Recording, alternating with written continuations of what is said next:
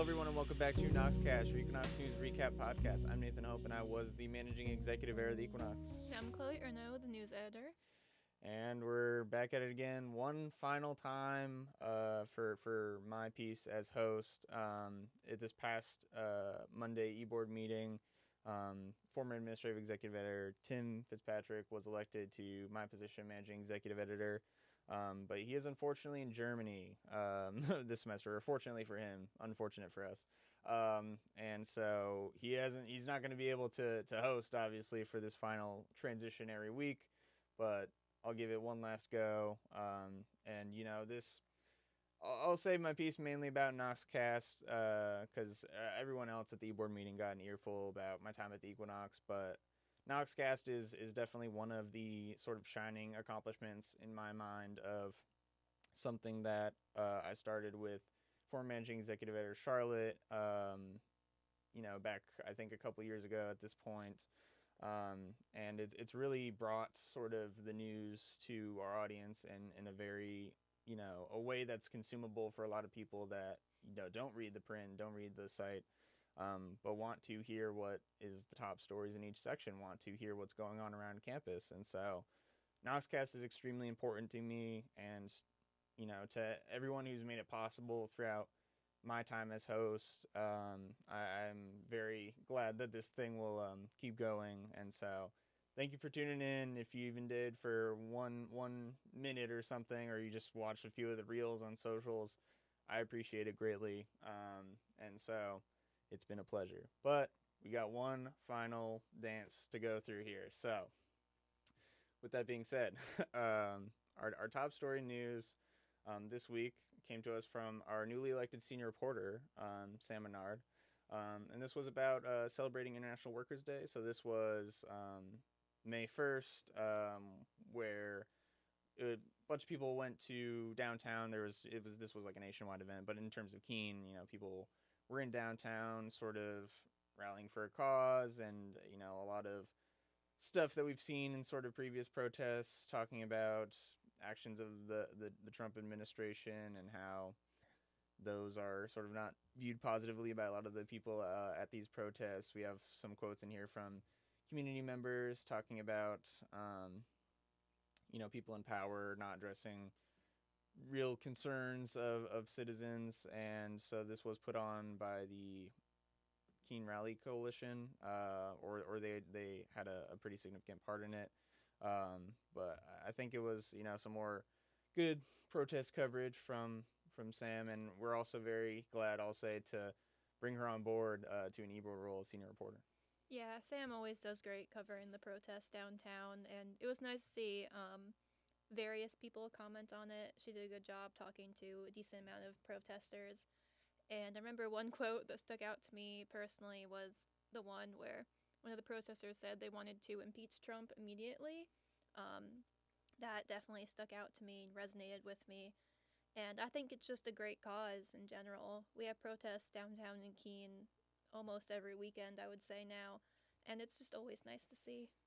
Yeah, and I think, one of the big sort of lessons that we like to instill from Noxcast throughout our time, talking through all these stories is civic engagement. And one of the biggest pieces and forms that takes is through direct action when it comes to protests and rallies and things of that nature. So, while we can't really, give our opinion of the causes behind protests, as an organization, I think as an organization, what we can say always is that doing something in some form, regardless of your stance and viewpoint, is always the best thing to do. And so, seeing a lot of activity downtown, even if you're someone just going by, I think is a good sort of, it's sort of like democracy in action. And so it's something that should be celebrated, partaken in, and sort of just, upheld, because it's one of the fundamental tenets and one of the things that,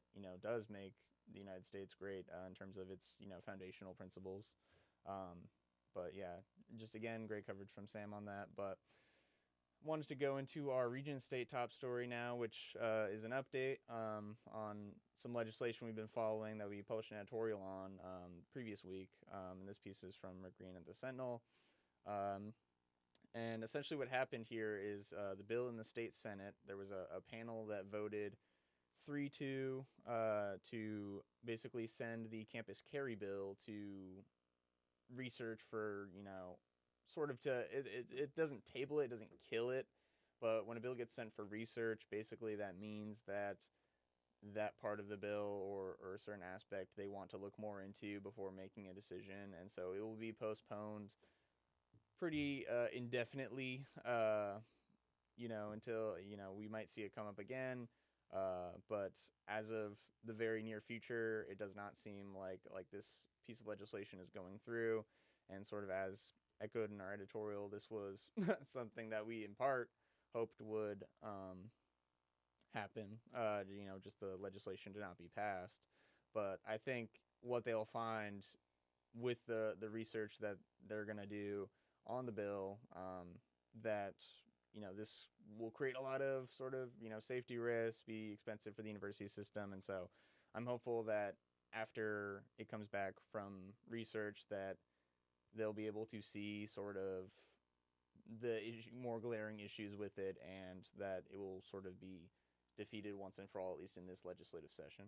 Yeah, I think this is a cause for excitement that it's at least been postponed. And I know Sam also did an article this week where she got to talk to some students and faculty about it.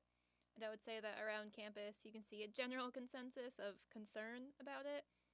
I know at least one student brought up campus safety not having guns and how we don't want anyone, including the officers here, to have those kinds of weapons. I just think it's great to postpone it and indefinitely. We don't want it here on campus.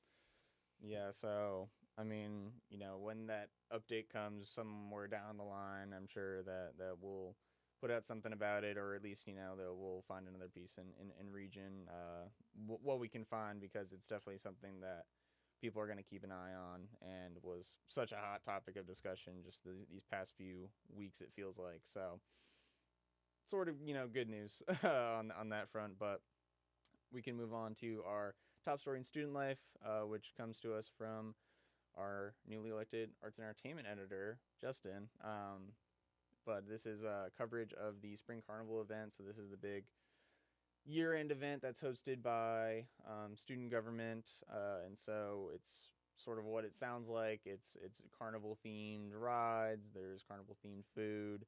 There's also free shirts. It's really just a big sort of, they kind of take over a certain section of like the heart of campus, like by the student center, by like the DC and sort of that area, and they really kind of go all out, and it kind of just completely changes like that the vibe of that whole area, to be more like a carnival. And so this is a very popular event, I would say. It draws a lot of interest from students, and it's sort of been going on for a long time, which is sort of evidence to that fact. And I didn't go this year. I have been in previous years, and I think it's always a recipe for success when you have an event that has certainly free food and shirts, but then also having rides, which is something that we don't usually have, and maybe aren't something that isn't that accessible in a place like Keene. So I think it's great that they could bring this to campus. Yeah, and I think I speak for all college students when I say that we will never turn down free food.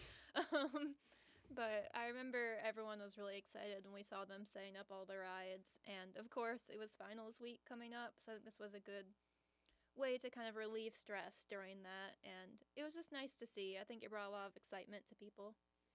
Definitely. And so everything is just so hectic, and everything is going on at the end of the year. And I've seen some like things on like TikTok and Instagram talking about how it's like, why is everything during finals week when I'm trying to be in my room studying and busy as possible, and there's like all this crazy stuff happening on campus. But like on one hand, I think it's good that there can be like offered an escape, sort of, even if for like a little bit, to students during an extremely stressful period of the year.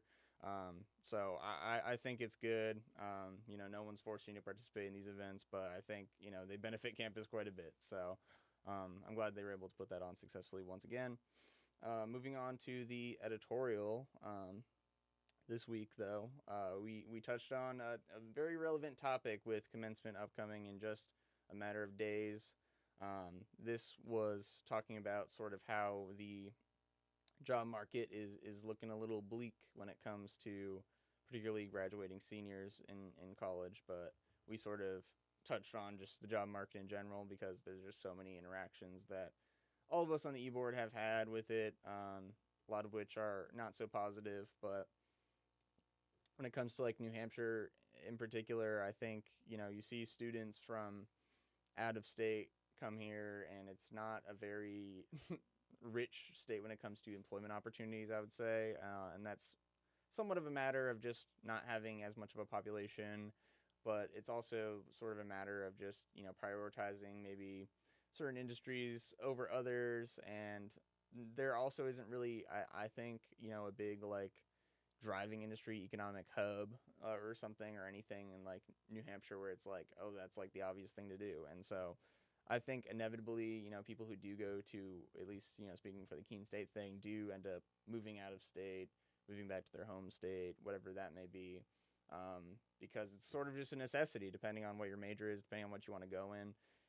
And I know, when it comes to the field of journalism and the adjacent related jobs that you can use journalistic skills for, that you kind of have to have really wide horizons, and it's not really an option to, just focus on one state. So even though, it's one of the situations where it's, even if you have graduates who do want to stay in New Hampshire, it can be excessively difficult to do that, paired with, all the housing shortage, and that's a whole other separate issue. But when it comes to the job market, I feel like a lot of what we touched on is sort of just the fact that people, people in this generation, like Generation Z, sort of get blamed for, nobody wants to work and things like that, which isn't true. I think a lot of people do want to work, but if the opportunity isn't there, then it isn't there. And I don't think that people in our generation are demanding too much. They're kind of demanding anything at all versus previous generations, which demanded nothing. And so I think it's fair to, have reasonable expectations for, hours in a schedule and how much you're getting paid and what your responsibilities are compared to how much you're getting paid and compared to other competitors of similar jobs. I think it's fair to assess all these things. And I think people have all sorts of stories about, just the sheer amount of jobs that they've applied to and gotten auto rejected to, or the whole problem of AI just reviewing applications and then just like throwing them in the shredder. So there's just so many factors at play when it comes to this, and it really is, hard to sort of make people feel excited when they're leaving their respective higher education institution, I would say. Yeah, and I think this is something that we've all struggled with, regardless of major. I mean, I'm only a sophomore, but I've already thought about what I'm going to do after college and started to stress about that. And one thing that we spoke about during our editorial discussion was experience, and how a lot of job positions say you need experience, but then there's no way for you to get that experience if you can't get a job or an internship. And how it's very unfair and a little bit sketchy nowadays with AI checking things and possibly turning people down based on other factors. So it's a messy market, and I feel like it's just harder for our generation to find these positions. Yeah, I just again, I feel like the work that needs to be done sort of should be done on really the employer side of things to more carefully review and humanly review applications, to not take away the inherently sort of personal aspect of, just being able to present your skills as they are and recognize the value of things like a college degree, but also other involvement. And the lack of, accessible entry level positions is one thing. But these positions, which sometimes claim to be entry level, but then it is like, oh, you need this and this and this.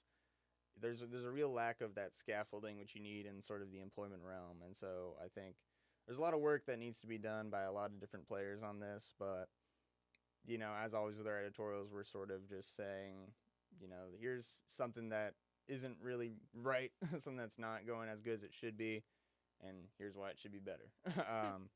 But with that being said, we can get into our arts and entertainment top story. So this comes to us from Administrative Executive Editor Jacob.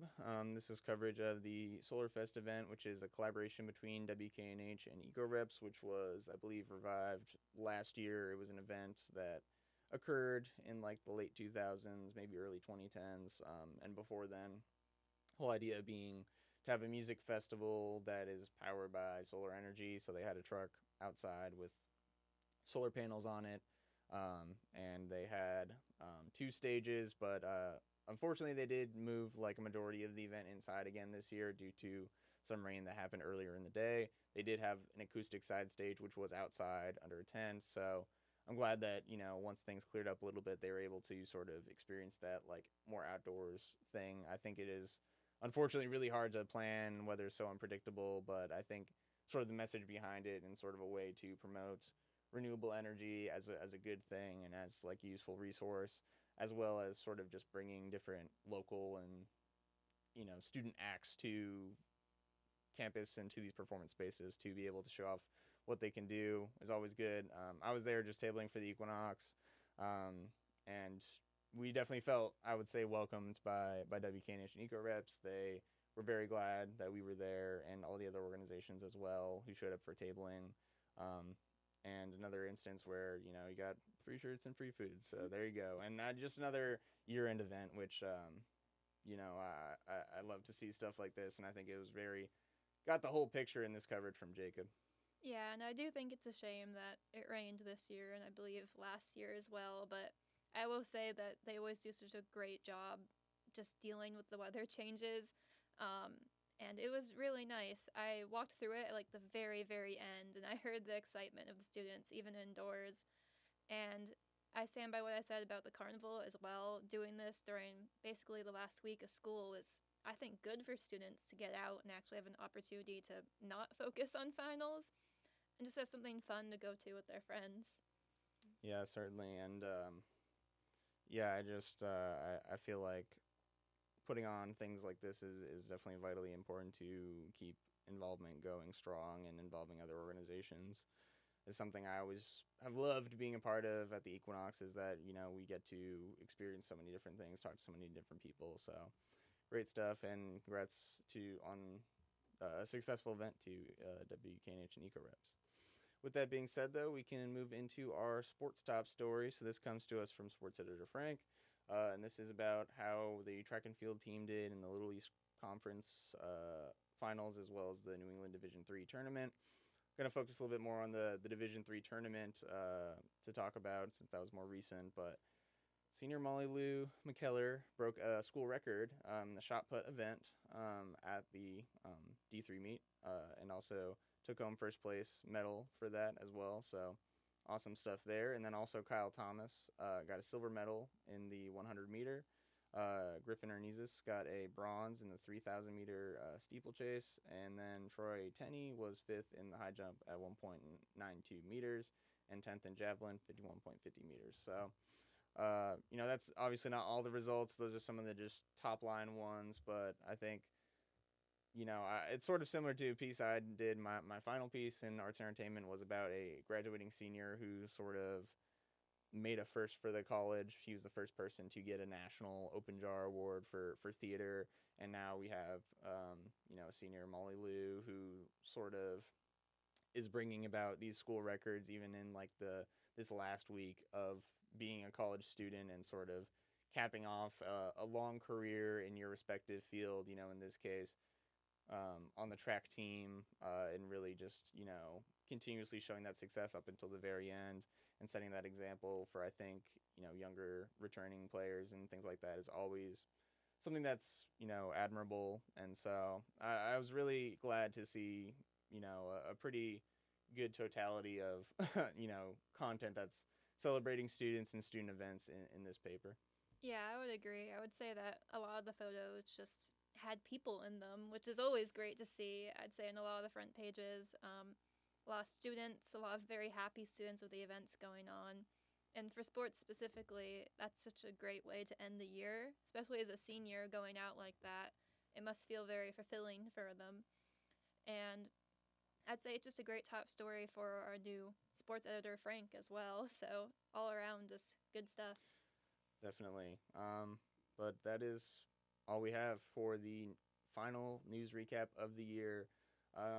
So I guess, as always, I would like to extend a special shout out to the composer of the music for Noxcast, our very own Equinox alum, Zach Keenan, to the creator of the graphic for Noxcast, our very own art director, Elijah Fisher, to the editor of Noxcast, our very own multimedia director, Noelle Hisgen, and finally, a thanks to my wonderful co-host, news editor Chloe, for always sticking with this thing throughout the whole time and also carrying the flame, like I said last week. So it's been real. Thank you for tuning in, and I hope everyone has a wonderful and safe